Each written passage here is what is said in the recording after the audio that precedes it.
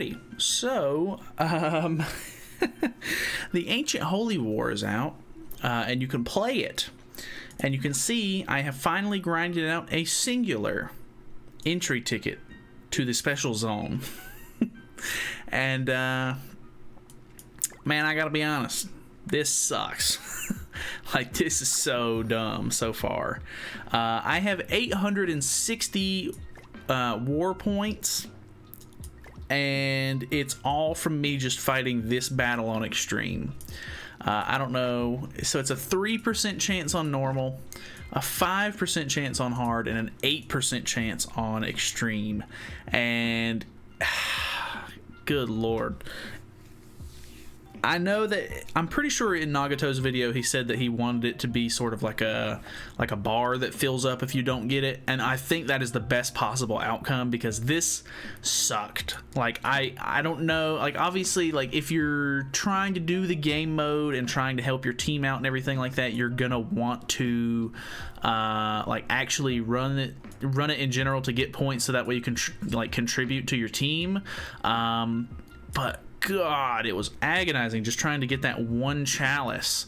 So I don't think I like that.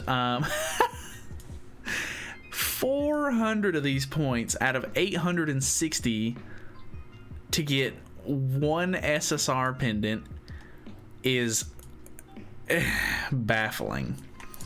The rest of these rewards are pretty bad. I mean, obviously I would like to have the hammers and the Super Awakening coins, and maybe the engraving stones, but there's a limit on it for one, which is dumb.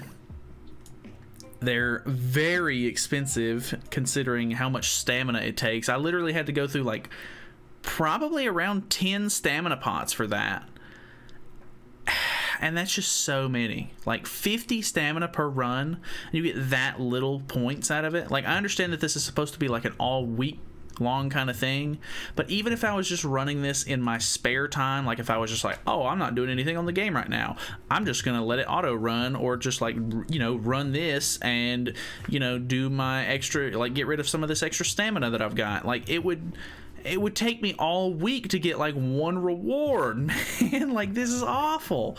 So I really don't like that. As someone who tries to spend their stamina pot somewhat wisely, this is an awful game mode for that.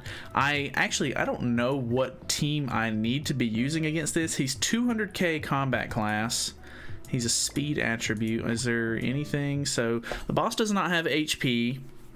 The battle ends when the damage gauge is completely filled, or when the turn limit is reached. The boss's stats are increased as the turns progress. Clearing missions applies buffs and debuffs on enemies and allies. Okay, acquiring WP. So what are the missions then? Oh, they're at the bottom. Attack with a hero with an attribute advantage 4 times. What attribute is he? Blue. Okay, that's... So I need a green hero. Attack with an attribute disadvantage, so I need a red hero. Okay. Decrease 2 orbs from the enemy ultimate move gauge using a skill with dissolve, and then use ultimate moves 2 times. So I need a green character. I think I'm just gonna go for Green Gother, because he obviously has dissolve, and that'll take care of, you know, that'll be 2 birds 1 stone kind of deal. I need a red character on here, so I definitely don't want to use Bon either. I think I might go with Trader Melly at the moment, and then we'll put the one Escanor as my main damage dealer, because obviously if I'm just trying to get to a certain amount of damage, I think Escanor is going to be my best bet there. And then who do I need to have for a red character? I need it to be some sort of a different race as well, so that way I don't mess with Green Gother's passive if possible. Okay, so I don't know how good this is going to be. I'm going to use food just in case it's actually worth using. I don't know if maybe I should just go for attack food. I'm going with Matrona, I don't necessarily know that it's a good idea or not, but after looking over some of his skills, this card specifically is removes debuffs from self and then applies debuff immunity, which is not anything super interesting to worry about, but decreases the hero's damage taken from debuff attack skills. I don't know. He doesn't really put on a whole lot of buffs, but I think Matrona could potentially be a decent enough like tank maybe. Plus we really just need to attack with a hero with disadvantage, so maybe this will be decent. I don't know, we'll try it out either way. This is my first run with it, so I'm not super worried about it being like a great, like fantastic run by any means. I just kind of want to get a feel for the fight. If I really have to, I'll agonizingly grind out another one of these little chalices, but yeah, kind of interested to see how this goes. I do want to look at him really quickly because I think the only time we've ever fought Endura was in the story mode, and it was kind of interesting. I'm not a big fan of the Endura designs, if I'm being honest, but yeah, so let's try to start working on some of the missions maybe, because I need to attack with type advantage and type disadvantage, so these two cards should do something. I'm also applying dissolve with Gother, so we'll see how that goes. 144, and I don't know if there's is there like a total amount of damage, like does it tell me at some point, because that would be kind of helpful to know as well. He's actually not dealing a whole lot of damage at the moment. So he has a lot of regular Monspeets. I think I need to try to use ultimate moves, so I think I'm gonna use both of these, merge this, and attack with it.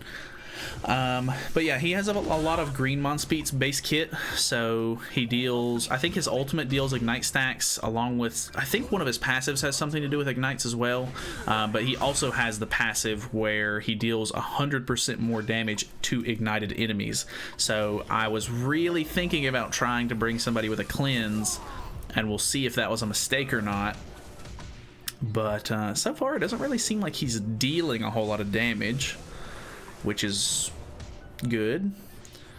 So he is disabling ultimate moves, which isn't the biggest deal in the world because of debuff immunity on Escanor at the moment. So let's do these moves again. This should, I think we're getting kind of close to finishing the advantage and disadvantage missions. Might be next time we use both of those, but this will at least give me Escanor's ultimate, so we'll see how that goes. We're still really low. Battle ends in 5 turns though, which is kind of crazy. I guess here's hoping that the ult does a good amount of damage. Ooh, that he's now starting to actually deal good damage, so that is kind of a problem.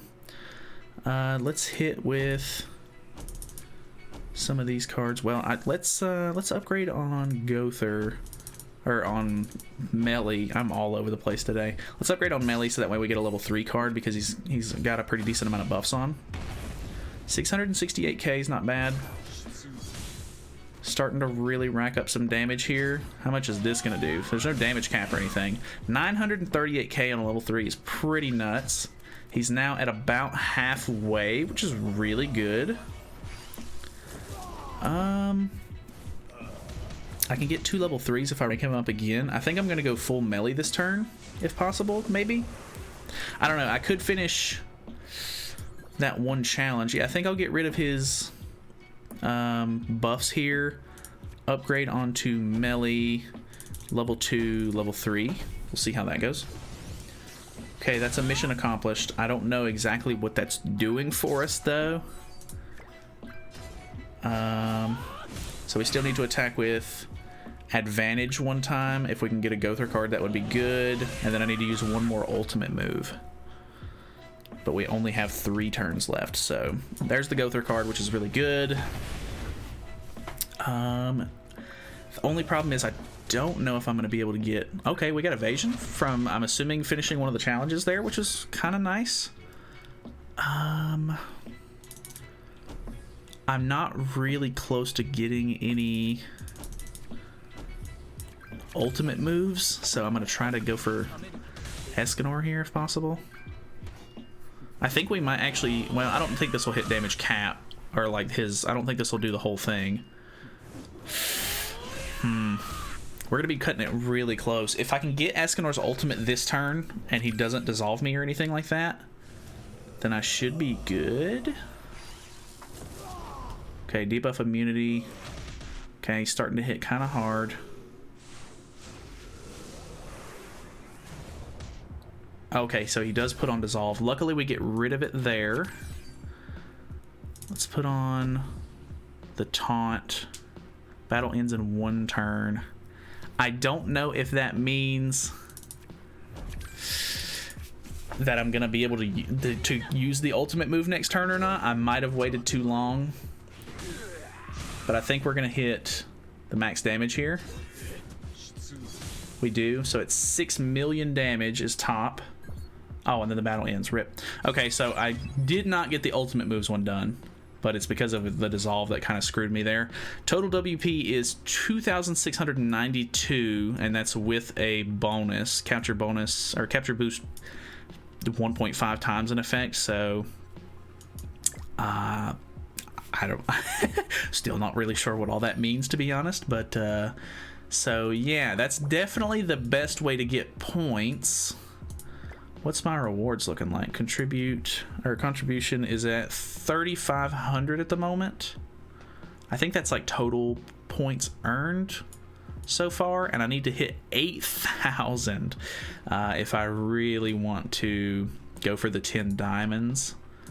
Where is the rank reward as well? So I need to be in top 50 if I want to get the 20 diamonds as well. So this is just going to be a huge stamina like drain, and it's going to be awful for that. But I mean, at the same time, it's not.